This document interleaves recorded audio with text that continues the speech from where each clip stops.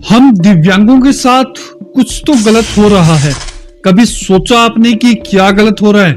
अगर आप benchmark disability में आते हैं तो आपके पास 40% से अधिक का विकलांग प्रमाण पत्र जरूर होगा और आप सभी लोगों ने अभी तक अपना यूडीआईडी कार्ड जरूर बनवा लिया होगा।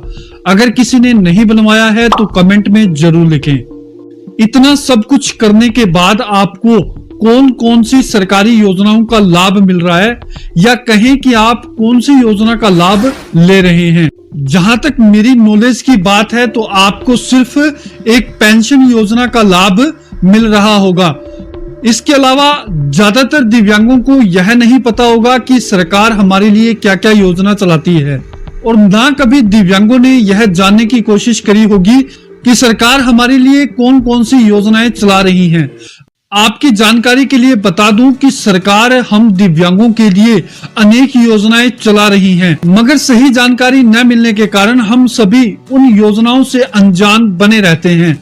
तो दिव्यांग साथियों, आज की इस वीडियो में जितने भी 40% विकलांग हैं, यानी कि जो बेंचमार्क डिसेबिलिटी में आते हैं, जिनके पास 40% से अधिक का विकलांग प्रमाण पत्र है, उन सभी के लिए सरकार कौन कौन सी योजनाएं चलाती हैं, आज हम उस बारे में जानने वाले हैं। दिव्यांग साथियों, आप एक सबसे बड़ी गलती यह करते हैं, वीडियो को आप कभी भी पूरा नहीं देखते। आप बीच में ही वीडियो को छोड़कर चले जाते हैं और बाद में यही शिकायत करते हैं कि हम लोगों के लिए क्या योजनाएं हैं। आप जगह जगह फोन करके पूछेंगे या सारा दिन सोशल मीडिया पर यही सर्च करेंगे कि हमारे लिए कौन कौन सी योजनाएं हैं। तो दिव्यांग साथियों, आपसे निवेदन है कि आप इस वीडियो को पूरा देख लें ताकि आज के बाद आपको भी पता चल जाए कि सरकार हमारे लिए किस प्रकार की योजनाएं चला रही है। आपने अभी तक चैनल को सब्सक्राइब नहीं किया है तो चैनल को जरूर सब्सक्राइब कर दें, क्योंकि यह चैनल पूरी तरह दिव्यांगों पर केंद्रित है। दिव्यांगों से संबंधित ही जानकारियां इस चैनल पर हमेशा डाली जाती है। तो आइए जानते हैं वन बाय वन उन सभी सरकारी योजनाओं के बारे में जो दिव्यांगों के लिए चलाई जाती हैं। पेंशन योजना। जब आप अपना विकलांग प्रमाण पत्र बनवा लेते हैं, जब आपका विकलांग प्रमाण पत्र 40% से अधिक का बन जाता है तो आप बेंचमार्क डिसेबिलिटी में आ जाते हैं। उसके बाद सरकार द्वारा एक आपको यूडीआईडी कार्ड भी दिया जाता है। उसके बाद आपको केंद्र सरकार और राज्य सरकार की जो भी पेंशन योजना है उसका लाभ मिलना शुरू हो जाता है। हालांकि हर राज्य में अलग अलग पेंशन दी जाती है। एडिप योजना।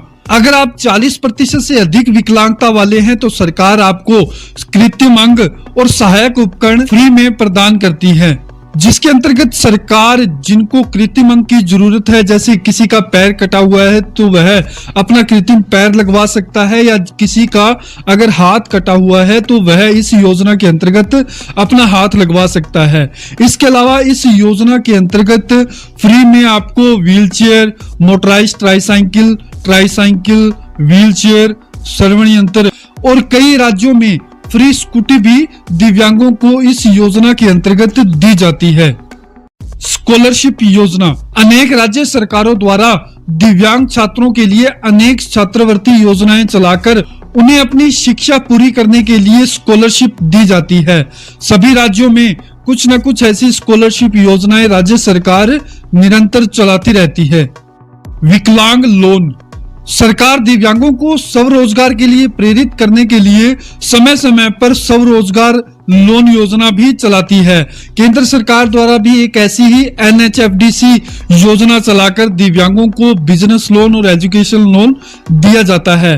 अनेक राज्य सरकारों द्वारा भी ऐसी स्वरोजगार लोन योजना भी चलाई जाती है, जिससे कि लोन लेकर दिव्यांग अपना खुद का व्यवसाय शुरू कर सकें। विवाह योजना।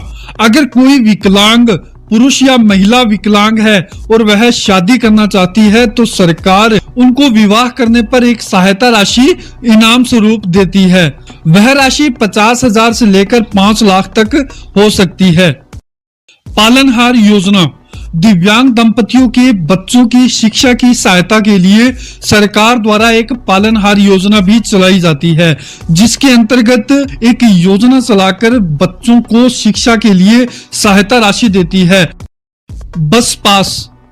दिव्यांगों को सरकारी बसों में एक बस पास भी बनाकर दिया जाता है, जिससे कि दिव्यांग सरकारी बसों में फ्री में यात्रा कर सकें। इसमें अगर आपकी विकलांगता का प्रतिशत 100% है तो आपको एक एस्कॉर्ट भी इसमें दिया जाता है।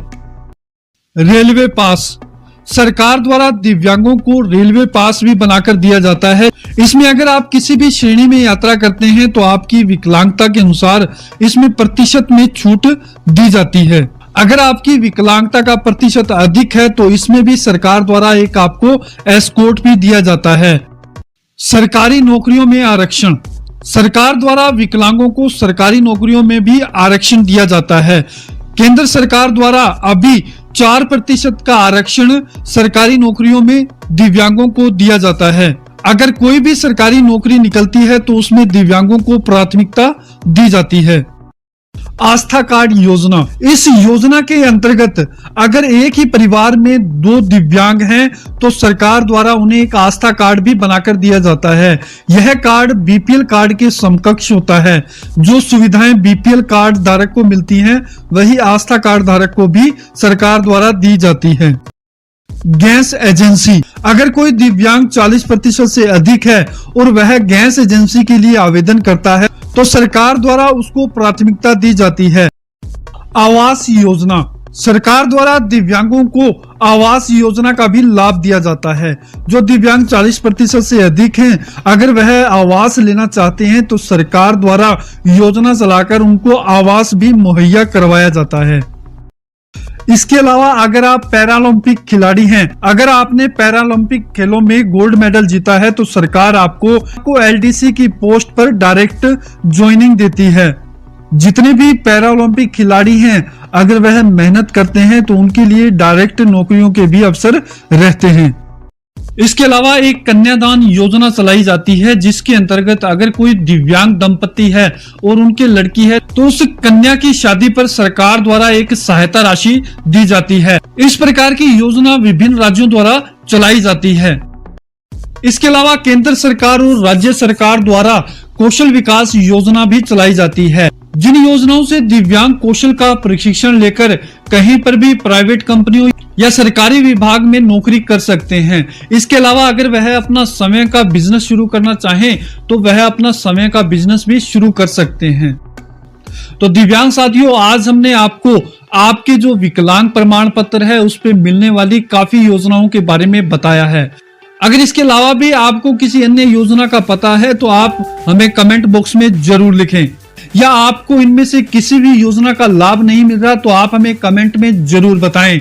वीडियो अच्छी लगी हो तो आप वीडियो को लाइक करें, शेयर करें, और आपने अभी तक चैनल को सब्सक्राइब नहीं किया है तो चैनल को जरूर सब्सक्राइब कर लें।